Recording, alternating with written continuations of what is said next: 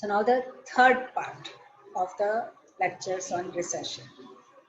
How did nations deal with recession and what was it which proved to be more successful? So one of the things which is considered, or rather one particular nation whose measures are considered to be quite successful in dealing with recession is United States of America. When Barack Obama took over, the US economy was sinking very fast. He was elected in 2008 when it was already into very deep crisis. He took over America at that time. And by the time he came out of his presidency, which was, I think, 2014, I'm not 100% sure, but uh, what, 4 and 4, so yeah, 8, 2016.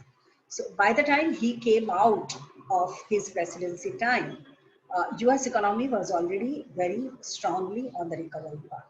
So, American reforms are considered to be some of the successful reforms against recession. So, how did they recover?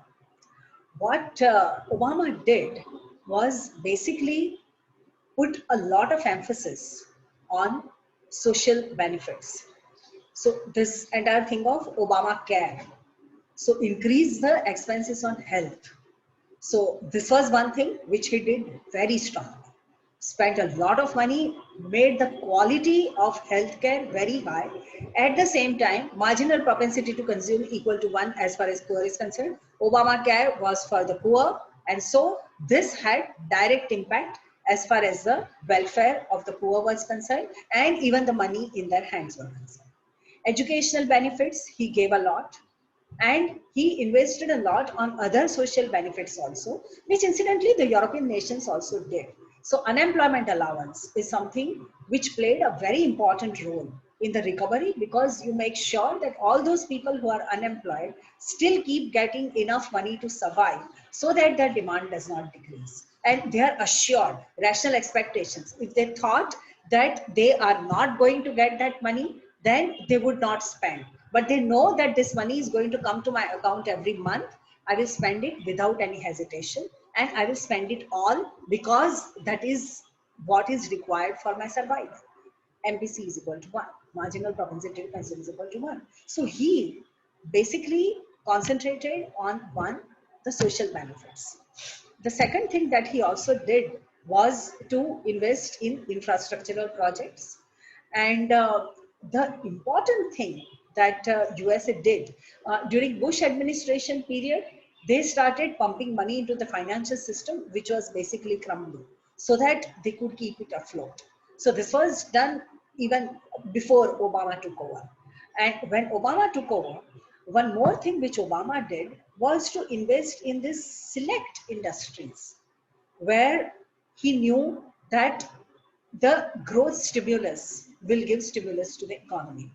So USA bought a lot of shares of the automobile industries. And as those industries got so much of stimulus money in terms of the share capital, they started growing. Once they started growing, the US government slowly started selling off the shares and got all its money back. And so the economy had recovered, the industry had recovered, and the government also got its money back. So this is how US did its work. And as I said, it all worked very nicely because it was social benefits, giving money in the hands of the poor. It was industrial benefits, because direct investment into the industries which were crucial for the growth of the economy. And in addition to that, some kind of spending on infrastructure also. So all of these put together, US came up. As far as Europe was concerned, Europe is always more conservative than USA. The stimulus package was not so high, but they also, incidentally, tax benefit is another thing that Obama did, and European nations also did the same thing. They gave tax benefits. They did uh, increase some of the social benefits in terms of the unemployment allowance and things like that, but not as high as Obamacare. So social benefits were not increased as much because, as I said, Europe is a conservative uh, continent. Uh, What they invested in was to guarantee the loans or to provide subsidized loans to the industries. There were some nations which directly invested into the industries which were very crucial, but not all. That is where the problem was. And that's why European recovery was not as fast as American recovery. So what we learn from this is that when you want an economy to grow quickly, one, you give money in the hands of the poor who start spending immediately. Two, you start investing in those industries which you know are the industries which will give push to the entire economy. So identify those industries and start investing in those. If you rely on loan guarantees and subsidized loans, the economy will take longer time to grow, because then it will take the money and then it will go to different industries. First of all, they will invest or not. So there are all these factors. Here, when you are giving money, you are already investing. Your I through G is already going up. So that push is a very definite push. So know this. This is a very important lesson that we have to learn. Okay. So now coming to India. When India started getting into recession, which is 2011, the first response of the Congress government was to give stimulus to exports, which made a lot of sense, because it was because the world economy was declining that India was getting affected, because Indian exports were getting affected. So they started giving stimulus to the exports, perfectly fine. Foreign exchange, they started having schemes so that more foreign investment will come in. I would not go into details as to what all schemes they had, but they tried to have more foreign direct investment into India. This is another thing that they tried to do, which all had started working somewhat. They started investing in infrastructural projects also. But given the bureaucratic system that India has, by the time it went from one department to other to get the clearance, it would all got stuck. So basically, our infrastructural projects never took off. The government tried to do it, but the government only somewhere the bureaucracy stopped it. The infrastructural projects were stalled more often than not. So that did not actually work as far as economy was concerned. They tried giving social benefits. This was a time, incidentally, when the Food Security Act was passed. And that was one of the surest way to put money in the hands of the poor. One of the surest way, best way. It was a very good measure, but they did not survive for long for that measure to take effect. In fact, Chidambaram had said that the measures that we are doing is going to bring the Indian economy up, and it did in 2014-15. It went up a little bit. So they were right, but their own inefficiencies also defeated some of their things. The most interesting thing that happened in India when India was trying to fight this recession is this tiff between the government of India and Reserve Bank of India. So the government of India kept telling the Reserve Bank of India governor, please reduce the rates. Please reduce the rates because the economy is going into recession. We need to give growth stimulus. Growth stimulus will come if the interest rates are reduced, money becomes cheaper, people will borrow more, then they will invest more, there would be more money in the economy, and the economy will grow, reduce interest rates, so that bank can generate more money and the economy starts growing. The Reserve Bank of India governor said that I can't reduce the rates. I can't reduce the rates because the food prices are going up. The economy is going through inflation also. And see, this is where the problem is. And you need to understand this. Whenever recession strikes, the first index that it affects is wholesale price index. Because wholesale price index, as I had told you, looks at some 600 plus goods, writes down the direction of each one of them, and then tells you whether the prices are going up or down. Consumer price index, on the contrary, depends on the basket of items that consumers use, and a prominent part of that basket is food. And food, as you know, in India, at any given point of time, with the slightest indication of uncertainty, the food prices start going up. It might be the shortage, it might be the problems that we have in the technology of agriculture, whatever it is.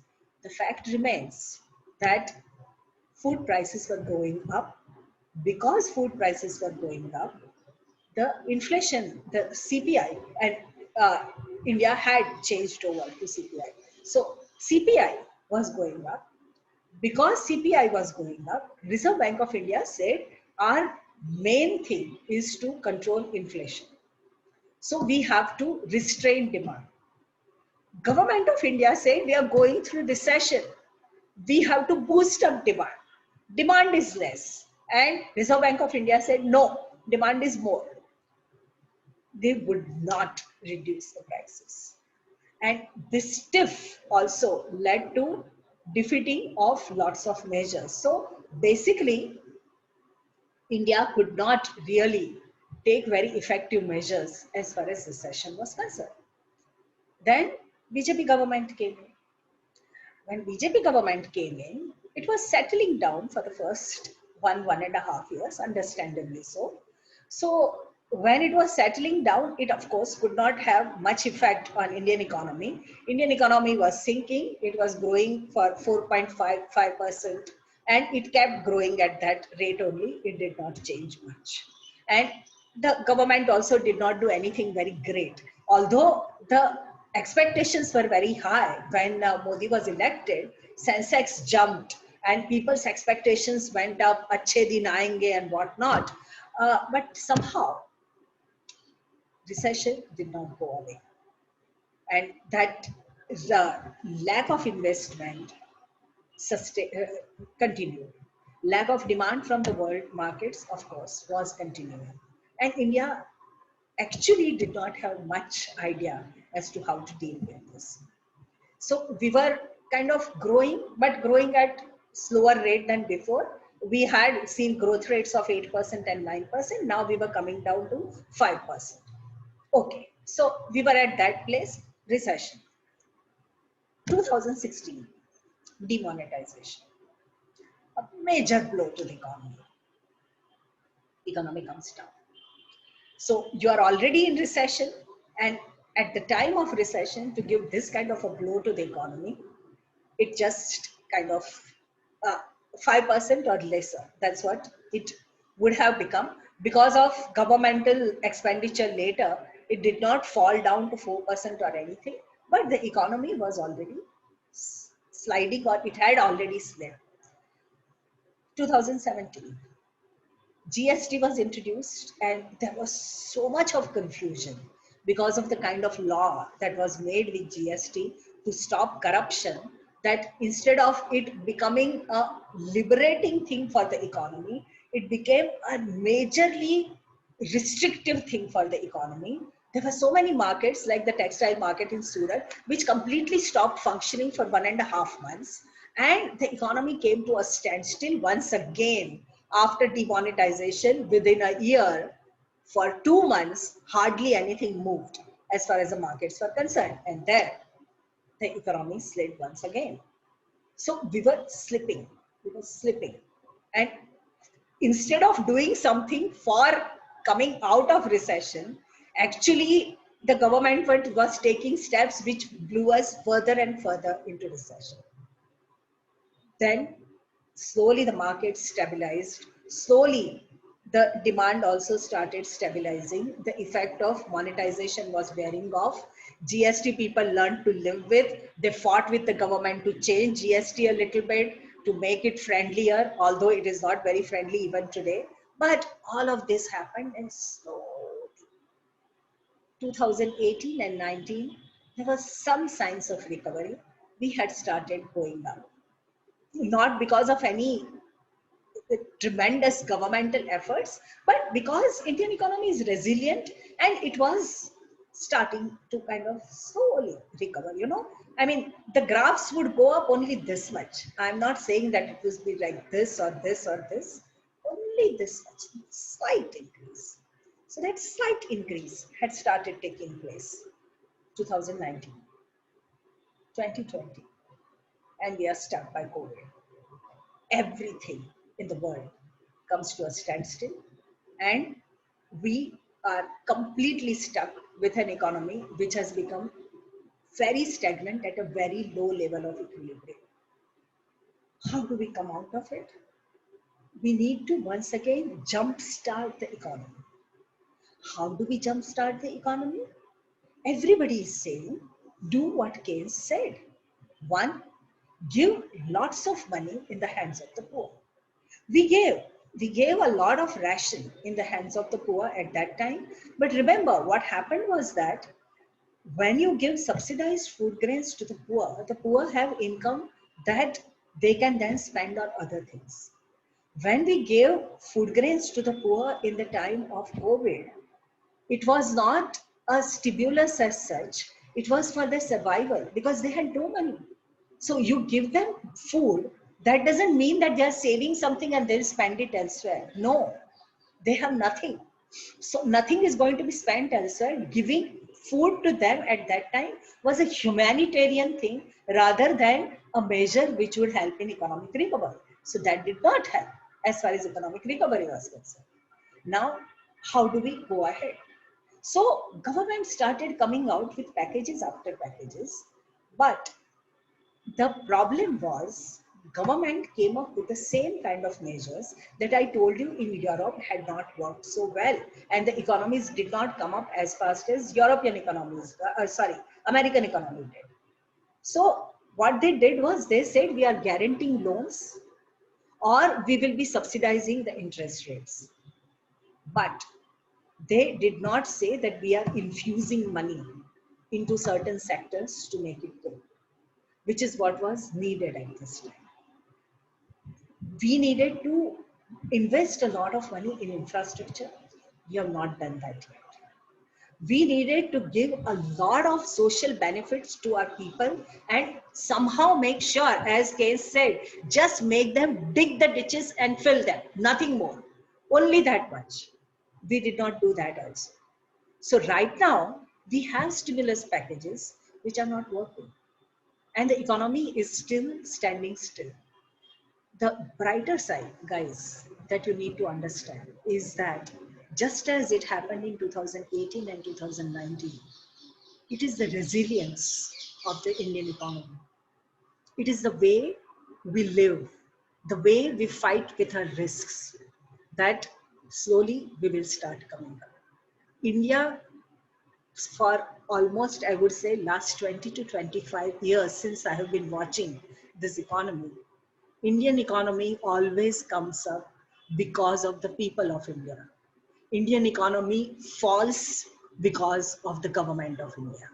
India always wins because of Indians and not because of Indian governments. So we should be just proud of ourselves. And it's us which will finally bring us out of this crisis also. Economy will start showing the signs of revival, not because of any stimulus package, which are usually useless, but just because Indian businessmen will take extra risk and they will make us come out. So that's what I wanted to say on this optimistic note. I will end the lecture today.